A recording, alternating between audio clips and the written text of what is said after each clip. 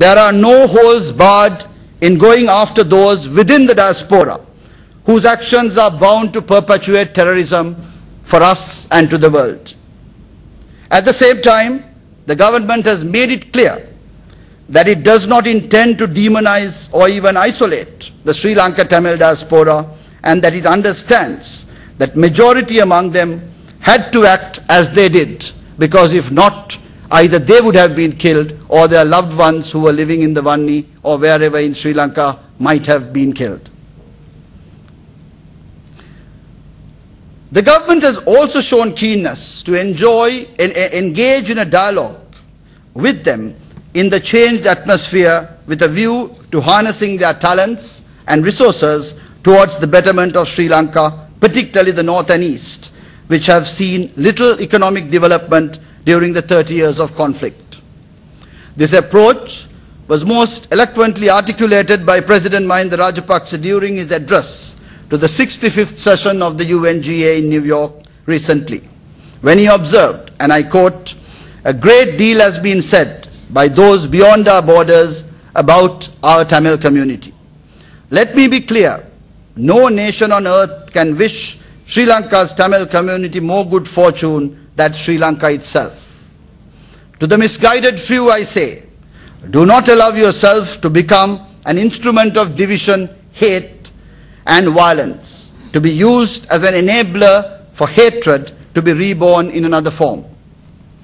Rather, come, let us join hands and break the bonds of mistrust to rise to new horizons. Sri Lanka recognizes the challenge we face, amongst the greatest of which is healing the wounds of the recent past." In this context, Sri Lankan missions abroad are an important catalyst in reaching out and engaging the Tamil diaspora and helping in changing the mindset, which has been unfortunately conditioned by the bombarding of 30 years of propaganda by the LTTE, which sought to demonize Sri Lanka. At the same time, even though military victory has been achieved over the LTTE, it is important that the broader Sri Lanka diaspora community, cutting across ethnic, linguistic, and religious lines, who internationally played a valiant role complementing government efforts in countering LTTE propaganda in past years, should not yet consider that the war is over. They must understand that the battle for Sri Lanka's image abroad has in fact intensified. It is today being played out in a theatre in which, if united, they can play an even more effective role in projecting the better qualities of Sri Lanka to their counterparts there. They are also fortunate in one sense, unlike in the past, that they today have the advantage of having worthy interlocutors to engage with abroad, with Tamil diaspora groups previously estranged with the Sri Lankan state, increasingly visiting the country and being willing to get involved in the processes. This is also not uncommon, ladies and gentlemen, when one reviews the literature on the manner in which some diasporas in this world have acted in post-conflict situations, where they have become very important catalysts in bringing reconciliation and particular development to their home countries.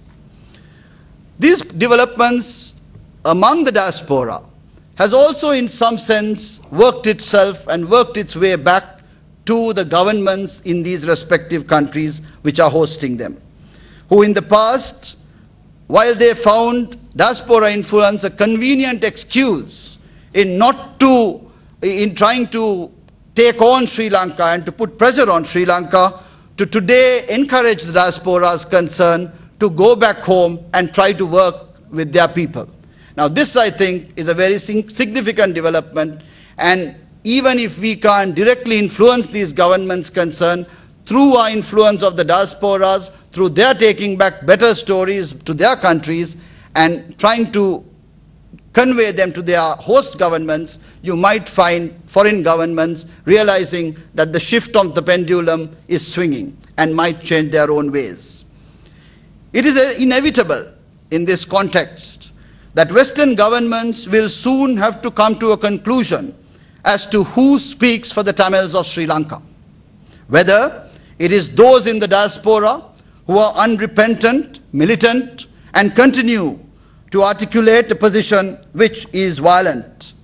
or whether it should be those peace-loving Tamils living both in Sri Lanka as well as abroad who are ready to move on with other communities and share this country in solidarity. It would be fair to say that while the former continue to live the dream, it is the latter ones who are living the change. And this is what I think is most important that we manage to convey to our external audiences in whatever way we can. Rapid socio-economic development in the conflict-affected areas, restorative justice and reconciliation, and consensus on the extent of power sharing in Sri Lanka will soon make, I believe, this choice of who speaks for the Tamils of Sri Lanka obvious to the international community. I now come to how we deal with what I characterized as other informed opinion makers. We must be careful not to take this particular group for granted, because just as much as they would provide positive accounts of a situation while they witness such, given that they have no vested interest in our country, they could also end up giving a negative picture if we falter. Even as we tirelessly work to bring investment, promote tourism, and open up new markets for Sri Lanka, we should engage in these activities in a manner that also secures Sri Lanka advocates that could be converted into a robust, independent counterpoint to those with vested interests that continue to vilify Sri Lanka. To this end, there is a need for greater public-private sector collaboration, not only for rapid development in Sri Lanka, but also for the using of these energies. This must also be complemented by Sri Lankans who travel abroad and interact with these external audiences in their day-to-day lives. They can all serve as communicators of the change that is taking place in Sri Lanka and reinforce a positive impression about the country. We must create a buzz that Sri Lanka needs at this point if we are to counter the negative stories that continue to dominate the international projection of Sri Lanka. In generating this buzz, I believe that just as much as we converted the opportunity presented by the boycott of matches in Colombo during the 1996 Cricket World Cup by some teams into a referendum on the resilience of Sri Lankans only weeks after the central bank bomb blast, we must use the forthcoming Cricket World Cup in the subcontinent and the tremendous attention that is going to give to Sri Lanka to our advantage to regain dominance of the narrative on Sri Lanka. Judging from how our team has been playing in recent days in Australia, I think they too appear to be gearing up for a repeat performance which will only help our cause. Finally, on international media, based on the insights they gather, journalists make assessments that they share with the public, and there is nothing wrong about that. While one recognizes the fact that journalists are not without opinion and sometimes that their opinions may not be to our liking, we are justified in demanding that they make every effort to be balanced and allowing their readers to judge for themselves on the issues. They must also ensure that their bosses who edit their copy, wherever they may be, and draft headlines half the way across the world are equally professional. In my view, having been a journalist myself, doing anything less would undermine both the esteem of the journalists concerned and the credibility of the organizations they represent. And also, they will be leaving their audiences badly misinformed. On the part of the government of Sri Lanka, there is also need for greater engagement with the media at both the official and public, and also at the public level, keeping in mind that it is a handful of foreign correspondents who report out of Colombo who, in an immediate sense, sets the agenda and the narrative which gets picked up globally. We must also be realistic to appreciate that not all follow these rules with the same vigor, and when transgressions are committed, to deal with them, but in a manner that we do not throw the baby with the bathwater. The second aspect, ladies and gentlemen, which I talked about in how to rectify this problem is the need for what I call bracketing our internal disagreements. While each of the earlier categories, the 5 categories, are important in their own right in shaping Sri Lanka's image abroad, I am deeply conscious that none of them can be fully relied upon to bring about the change, as their dynamics largely depend on factors external to us and are beyond our immediate control. It is in such context that we must return to the basic premise that if Sri Lanka is to regain its former positive image, tarnished by over 30 years of internal strife, that it is within Sri Lanka that we must first moderate the competing narratives we present to the world. If the Tamil separatist elements, led by the LTTE, succeeded in externalizing what was an internal problem in the 1980s by taking advantage of regional international circumstances, responsibility now falls on us who wish to see this country united, peaceful and prosperous, to collectively internalize this process of rectifying the image problem of Sri Lanka.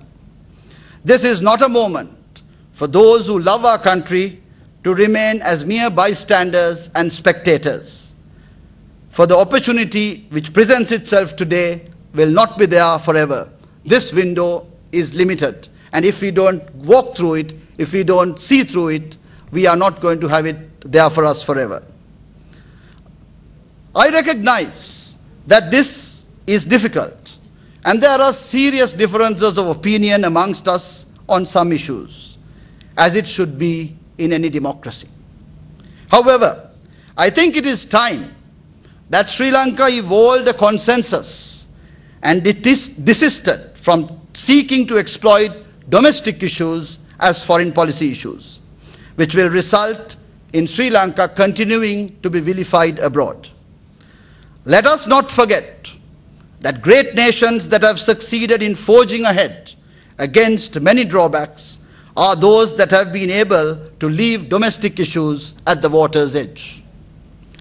Let alone the moral argument that doing otherwise or doing so would be unethical or even unpatriotic. All major political parties of Sri Lanka, having at different times in our history